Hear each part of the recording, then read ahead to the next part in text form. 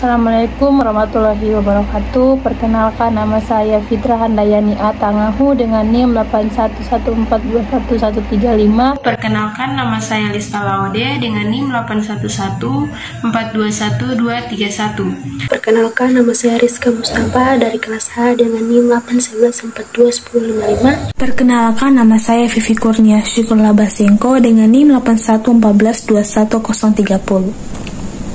Perkenalkan, nama saya Andra Karin Espahudi dengan NIM 811421050.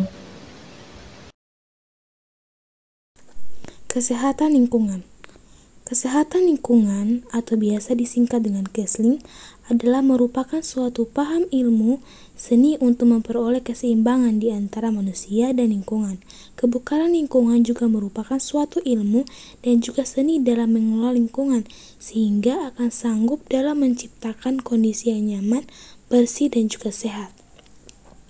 Pengertian sehat menurut Organisasi Kesehatan Dunia WHO tahun 1948 menyebutkan bahwa pengertian kesehatan adalah sebagai suatu keadaan fisik, mental, dan sosial, kesejahteraan, dan bukan hanya ketidakadaan penyakit dan kelemahan.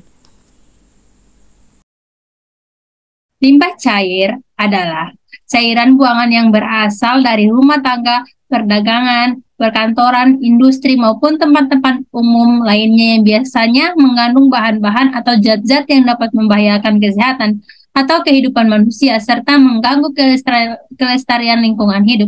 Limbah cair terdiri dari bahan kimia organik dan anorganik dengan konsentrasi dan kuantitas tertentu. Limbah dapat berdampak negatif terhadap lingkungan, terutama bagi kesehatan manusia, sehingga perlu dilakukan penanganan terhadap limbah. Jenis-jenis limbah dibagi menjadi 3. Yang pertama, limbah cair yang bersumber dari rumah tangga, limbah cair yang bersumber dari industri, dan limbah cair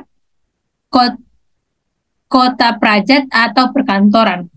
Yang pertama, limbah cair dari rumah tangga, yaitu limbah cair yang berasal dari pemukiman atau aktivitas penduduk, pada umumnya terdiri dari bahan organik. Dan untuk limbah cair dari berbagai jenis industri, limbah cair yang bersumber dari industri, yaitu limbah cair yang berasal dari berbagai jenis industri, pada umumnya mengandung zat-zat kimia bervariasi sesuai dengan jenis industrinya. Dan yang terakhir yaitu limbah cair kota praja. Limbah cair kota praja yaitu limbah cair yang berasal dari daerah perkantoran, perdagangan, hotel, resto, tempat-tempat umum, tempat ibadah, dan lain-lain. Pada umumnya jenis limbah ini sangat sama dengan limbah cair yang berasal dari rumah tangga. Baik, saya di sini akan menjelaskan parameter fisik dan kimia cair. Pengolahan air limbah diperlukan untuk mencegah polutan yang terkandung dalam air limbah dapat mengganggu keberlangsungan rantai makanan sehingga berpengaruh terhadap kesehatan masyarakat. Dalam melakukan pengolahan limbah industri, terutama limbah cair, lebih baik dilakukan analisis terlebih dahulu dan karakteristik limbah terlebih dahulu agar bisa dilakukan penanganan dengan efektif dan efisien.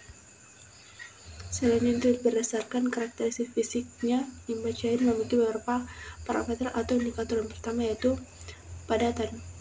Pada limbah cair terdapat padatan organik dan non-organik yang mengadap dan tersuspensi sehingga bisa menyedap dan menyebabkan pendangkalan. Kedua itu kekeruhan, menunjukkan sifat oksid di dalam air karena terganggunya cahaya matahari saat masuk ke dalam air akibat adanya klorid dan suspensi. Yang ketiga itu bau. Bau dikarenakan adanya mikroorganisme yang mengurai bahan organik. Keempat atau yang terakhir yaitu suhu. Limbah cair memiliki suhu yang berbeda dibandingkan dengan air biasanya. Biasanya suhu lebih tinggi dikarenakan adanya proses pembusukan. Nah, metode pengolahan limbah cair yaitu metode yang membuat zat pencemar yang terdapat dalam air atau berubah bentuknya sehingga menjadi tidak berbahaya lagi bagi kehidupan organisme.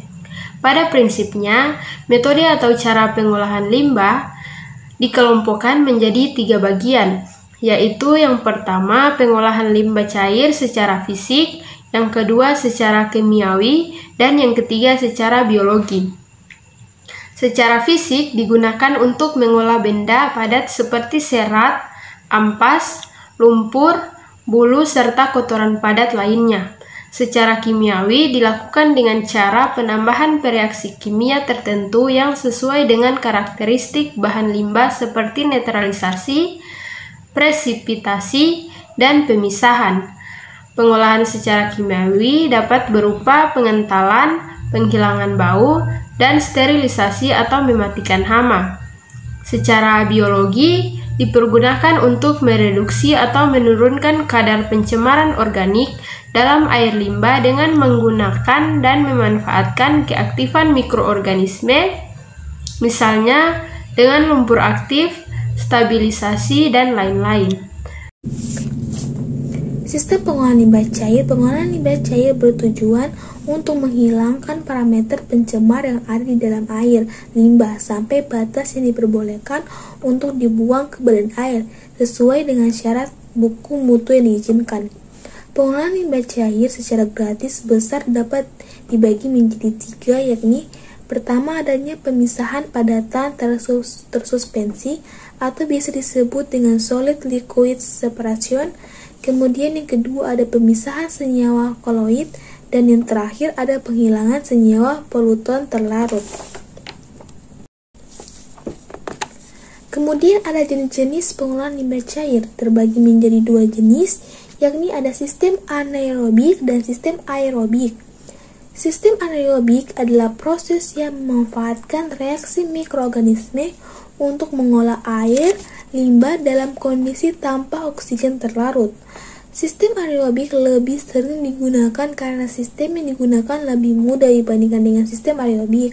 Mengapa? Karena sistem anaerobik ini dia menggunakan teknologi yang terkesan lebih sederhana dibandingkan dengan sistem aerobik. Kemudian sistem aerobik ini adalah proses yang memanfaatkan mikroorganisme untuk mengolah dan menguraikan zat organik pada air limbah dengan oksigen yang terlarut. Kalau sistem aerobik dia tidak terlarut, kalau sistem aerobik dia harus terlarut. Teknologi yang bisa digunakan pada sistem aerobik ini adalah activated Stuttgart. Kemudian ada yang metode terakhir yakni limbah cair di Gorontalo, serta contoh-contoh yang kami ambil limbah cair yang ada di daerah Gorontalo yang akan dibahas oleh teman saya. Selanjutnya kita masuk pada contoh limbah cair di daerah tes potensi akademik Sampatalungan itu. Jadi pada pengolahan limbah cair ini menggunakan teknologi pengolahan limbah anaerobic Bevelet reactor atau ABR. Terus di sini kita bisa lihat ada gambar dari PPA sampah tahunan itu. Kemudian apa itu sistem anaerobic Bevelet reactor atau ABR? Jadi sistem anaerobic Bevelet reactor atau ABR merupakan unit pengolahan biologis dengan metode suspended growth dengan memanfaatkan sekat Bevelet. Jadi sekat pada unit pengolahan ini berfungsi sebagai pengaduk untuk meningkatkan kontak antara air limbah domestik dan mikroorganisme yang digunakan. Aliran yang terjadi pada ABR merupakan aliran upflow dan downflow. Mikroorganisme berkembang dalam lapisan lumpur yang terkumpul di dasar kompartemen yang ada. Selanjutnya, ABR atau anaerobic Bevelet reactor adalah reaktor yang menggunakan serangkaian dinding Bevelet untuk membuat air limbah yang mengandung polutan organik untuk mengalir ke bawah downflow dan ke atas upflow melalui dinding dari inlet menuju outlet. Teknologi yang menggunakan sistem ABR ini memiliki kelebihan dan serta kekurangannya. Kelebihan dari ABR ini yakni merupakan teknologi yang sederhana namun baik, tahan lama, dan efisien. Sedangkan kekurangannya yakni membutuhkan ruang yang besar dalam proses konstruksi, kurang efisien dalam pengelolaan limbah yang ringan, dan butuh waktu yang panjang untuk prosesnya. Jadi itulah presentasi dari kelompok kami. Bila ada salah kata mohon dimaafkan. Terima kasih. Assalamualaikum warahmatullahi wabarakatuh.